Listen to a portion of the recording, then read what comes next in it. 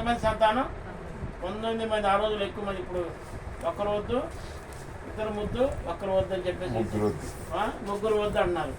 ఆ రోజుల్లో 19 మంది సంతానంతో మీద ఎంతో దృష్టి పెట్టిందంటండి. మన పిల్లల మీద మనం దృష్టి పెట్టాలి, మన భర్త మీద మనం దృష్టి పెట్టాలి. ఒక మాట అంటే నిజమే గ్రంథం 9 శ్రీలార యెహోవా శ్రద్ధగా ఆలకించుడి, యవనుల రాజమార్గంలో తిరగకుండా, పసిపిల్లలు తిరగకుండా, పాపం కిటికీల దాకా ఎక్కుతుంది అని చెప్పి స్త్రీకే చెబుతుంది. ఎందుకంటే స్త్రీ ఇంట్లో ఉంటుంది, కానీ పురుషుడు బయటకు వెళ్తూ ఉంటాడు, పిల్లల చదువుల కోసం, ఉద్యోగ బాధ్యతల కోసం బయటకు వెళ్తూ ఉంటాడు. కనుక స్త్రీ ఏం చేయాలంటే శ్రద్ధగా ఆలకించి యవనులు రాజమార్గంలో తిరగకుండా, పాపం అంటే కిటికీల దాకా అంటే పీకల దాకా ఎక్కిపోతుందంట. ఈరోజు వేసుకునే వస్త్రాల్లో కూడా పాపం ఉందండి. సాలినటువంటి వస్త్రాలు వేసుకోవట్లేదు. ఈరోజు స్టేషన్ గారిపూర్లో ప్రింటింగ్ ప్రెస్ కాడికి వెళ్ళిపోయిన పెళ్లి కార్డులు కొట్టించుకోవడానికి వెళ్తే ఇప్పుడు వరంగల్ జిల్లాలో తెలంగాణలో ఒక యవనస్తుడు వచ్చిండు. వాడికి అయ్యారు ప్రజలాడని చెప్పి చేతులు ఎత్తిండు. వాడు ఒళ్ళంతా కనపడుతుంది, వేసుకుని కనీసం వేసుకుంటూ మొత్తం కనపడతా ఉంది. ఎందుకంటే పాపం కిటికీల దాకా ఎక్కుతుంది. వేసుకునే వస్త్రాల్లో మలినంగా ఉన్నాయి కదా, పిల్లల సూపులు తేడా వస్తున్నాయి. మన కాడ ఒకలాగా ఉంటారు, బయటికి వచ్చి ఇంకొకలాగా ఉంటారు యవనస్తులు. పిల్లలు పాడైపోతున్నారు. కారణం ఏంటంటే మన పిల్లల్ని వాళ్ళ గురించి స్త్రీలు శ్రద్ధగా ఆలకించాల్సిన మాట ఏంటంటే మన కుటుంబంలో మన భర్త గురించి, మన పిల్లల గురించి మనం ప్రతి విషయంలో మనం జాగ్రత్తలు తీసుకోవాలా. స్త్రీ పురుషుడు బయటకు వెళ్ళిన తర్వాత, పిల్లలు బయటకు వెళ్ళిన తర్వాత స్త్రీ ఏం చేయాలంటే ప్రార్థన యోధురాలుగా మారాలి. గంటల తరబడి ప్రార్థన చేయాలి. ప్రార్థన ఏదో ఖాళీ సమయం దొరికింది కదండి, ఎంత సమయం దొరుకుతూ ఉంటుంది. ఆ 19 మంది సంతానం మీద దృష్టి పెట్టిందంట ఆమె సుసన్న. ఆమె కుటుంబం చాలా పెద్దదైనప్పటికీ బాధ్యతగా కుటుంబం కొరకు ప్రార్థన చేసేదంటండి. ఆ సుసన్నటువంటి ఆమె జాన్ వెస్లీ గారి తల్లి బాధ్యతగా, కుటుంబం పెద్దదైనప్పుడు బాధ్యతగా కుటుంబం కొరకు ప్రార్థన చేస్తూ వచ్చాను. యోబు కూడా చేస్తూ వచ్చిండా. అది యోబు గ్రంథం 1వ అధ్యాయంలో వాళ్ళ వంతుల పక్కన ఒక మాట చదువు, అది ఎక్కడ వచ్చిన ఉంటుంది. యోబు కూడా వాళ్ళ కొరకు ప్రార్థన చేస్తూ వచ్చిండు. ఆ మాట వరకు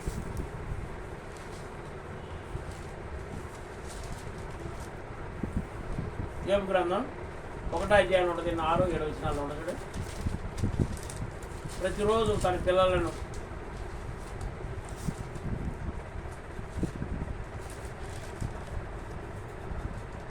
చదవాలి.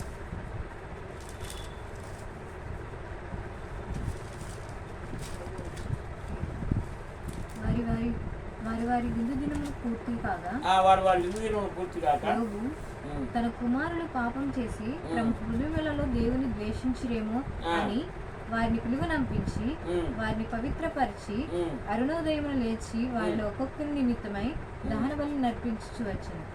యోగు నిమిత్తము అలాగే ఒక్కొక్కరి నిమిత్తం మన ఇంట్లో వాడు ఒక్కొక్కరి నిమిత్తం మన దహన బలి అర్పించాలి. ఈ రీతిగానే ఈ సుసన్నటువంటి వ్యక్తి తన 19 మంది పిల్లల మీద దృష్టి పెట్టిందంట. ఆమె కుటుంబం చాలా పెద్దదైనప్పటికీ ఆమె బాధ్యతగా కుటుంబం కొరకు ప్రార్థన చేస్తూ వచ్చేదంట. ప్రార్థన చేస్తూ వచ్చిందంట. అంత మాత్రమే కాదు, కానీ తన ఆ ఇంట్లోనే వేదాంత కళాశాల నడిపిందంటండి. తన 19 మంది పిల్లలు వేదాంత కళాశాల, అనేక మంది తన పిల్లలతో పాటు ఆ చుట్టుపక్కల ఉన్న పిల్లలు కూడా అనేక మందిని తన ఇంట్లోకి నడిపించి వాళ్ళందరినీ కూడా ప్రభు దగ్గర నడిపిస్తూ వచ్చిందంటండి. ప్రభునందు ప్రియ సోదరుడా, ఈ దినాన్ని మన కుటుంబాలు ఎలా అని ఒకసారి పరీక్షించుకున్నాం. మనం అనేకులు ప్రభు దగ్గర నడిపిస్తున్నాం. తన ఇంటిని వేదాంత కళాశాలకు నడిపించిందంట. అంటే మీరు ఆశ్చర్యపోతారు, ఆమె కుటుంబమే ఒక వేద పాఠశాలగా మారిందంటండి. సుసన్న కుటుంబం ఒక వేద పాఠశాలగా మారి విద్యార్థులు ఎవరో తెలుసా? తన 19 మంది పిల్లలే ప్రియ సోదరులరా మరి విద్యార్థులు అంటండి. నీ ఇంట్లో నీ పిల్లలు నువ్వు మార్గదర్శిగా ఉన్నావా ఒకసారి జ్ఞాపకం చేసుకున్నాం.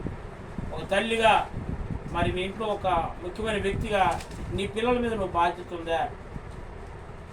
జాన్వే వాళ్ళు చివరికి ఆమె చేసిన ప్రార్థన, జాన్ వెస్లీ, చార్లెస్ వెస్లీ ప్రపంచంలోనే పెద్ద దైవజనులు అయినంటాడు. ప్రపంచంలో జాన్ వెస్లీ, చార్లెస్ వెస్లీ పేర్లు తెలియనటువంటి వాళ్ళు ఎవరు ఉండరు. 1947లో వాళ్ళు ఉద్యోగంగా ప్రపంచాన్ని కదిలించారు. వాళ్ళు కేవలం కారణం ఏంటంటే సుసన్న ప్రార్థనే. నీ కుటుంబం ఒక ప్రార్థనా స్థలంగా మారిపోతే నీ పిల్లలు రాబోయే తరంలో గొప్ప ప్రార్థనా పనులు అవుతారండి. నీ ఇల్లు ప్రార్థనా స్థలంగా మారిపోవాలి. నీ ఇంట్లో ప్రార్థనలు జరుగుతూ ఉండాలి ఎప్పుడు. కనుక మరి మరి ప్రార్థనా స్థలంగా మారిపోవాలండి. కనుక నీ పిల్లలు రాబోయే తరాలకు గొప్ప ప్రార్థనా పరులు అవ్వాలా, నీ పిల్లలు అంతకంటే ఎక్కువ ప్రార్థనా పరులు అవ్వాలని ఆ సుసన్న తన పిల్లలకి నేర్పుతూ వచ్చినటువంటి ఆ ప్రార్థన ఫలితమే జాన్ వెస్లీ, చార్లెస్ వెస్లీ వీరు చేసినటువంటి అద్భుతమైన ప్రసంగాలు ఈరోజు కూడా ప్రపంచంలో ఎంతోమంది వింటున్నారండి. కనుక మరి ఆ రీతిగా నడిపించిన గొప్ప సంఘాలు కట్టి క్రైస్తవ సంఘాల్లో మరి వాళ్ళకి ఒక సంఘం ఉంది ఇప్పుడు, మెథడిక్ సంఘం అని చెప్పేసి ప్రపంచంలో పెద్ద సంఘం. కేవలం సుసన్న ప్రార్థన ద్వారానే తన పిల్లలంతా ప్రయోజకులండి. క్రైస్తవ సంఘాలలో గొప్ప పేరుగా సంపాదించిన వ్యక్తులుగా ఉన్నారండి. కనుక నేను ఎందుకు ప్రభునందు ప్రేమైనటువంటి దేవుని యొక్క సంఘమా, మరి ఉద్యమం మన ఇంట్లో రావాలండి. మన ఇంట్లో ఏమి రావాలా? ఉద్యమం బలకాల. మరి ఆమె ప్రార్థన, ఆమె చేసిన ప్రార్థన ఫలితమే బ్రిటిష్ దేశం అనేక దీపాలు కదిలించిందంటండి. బ్రిటిష్ దేశం అంటారు కదండి, అనేక చుట్టుపక్కల దేశాలని కదిలిస్తూ వచ్చినట్టు ఈరోజు మనం గుర్తు పెట్టుకోవాల్సిన రోజు ఏంటంటే, మా పిల్లలు తల్లిదండ్రులు మన పిల్లలు ఈ విధంగా పెంచగలుగుతున్నామా, మన పిల్లలను ప్రార్థన చేపిస్తున్నామా. నేను మెదక్ ప్రాంతంలో ఒక విశ్వాస ఇంటికి వెళ్ళిపోయాను. ఇప్పుడు ఒక పాపే వాళ్ళకి. ఆ పాప 4th క్లాస్ చదువుతుందంట. 100 కంఠస్థంగా వాక్యాలు చెప్పింది. అంత కంఠస్థ వాక్యాలు చెప్పడం కదా, 10 పాటలు పాడింది. నేను 3 గంటలు కూర్చున్నాను ఇంట్లో. ఆ ప్రార్థన చేస్తుంది. అలా పెద్దోళ్ళు కూడా చేయలేదు. అంత ప్రయోజకులేరు వాళ్ళ పిల్లలు. ఎందుకంటే ప్రార్థన ఉంటే మన పిల్లల్లో పాపం చేయకుండా ఆ ప్రార్థన మన పిల్లల్ని కాపాడుతూ ఉండదండి. కనుక మనం ఏం చేయాలంటే, మరి బ్రిటిష్ దేశాలు అనేక దీపాలు కదిలిసి ఈరోజు గుర్తుపెట్టుకోవాల్సింది ఏంటంటే, ఈరోజు ఎంతోమంది తల్లిదండ్రులు పిల్లలు ఈ విధంగా పెంచగలుగుతున్నారా? మీ గృహం దేవుని యొక్క పాఠశాలగా ఉందా? మీ కుటుంబాల నుండి ఉద్యమం బయలుదేరితే మీ కుటుంబం మొరపెట్టగా ప్రార్థన వీరుల కుటుంబంగా ఈ తరాన్ని పరిచయం చేస్తున్నారు. ఒకసారి జ్ఞాపకం చేసుకుందాం.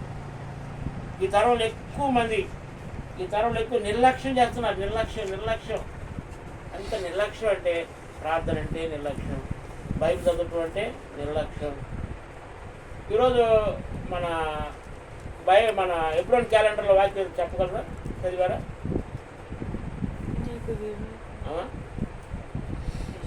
ప్రతిరోజు క్యాలెండరు చదవాలా. నువ్వు కూడా ఈరోజు క్యాలెండర్లో వాక్యం ఏంటంటే చెప్పట్లేదు మీరు, అంటే మీరు బైబిల్ చదవట్లే.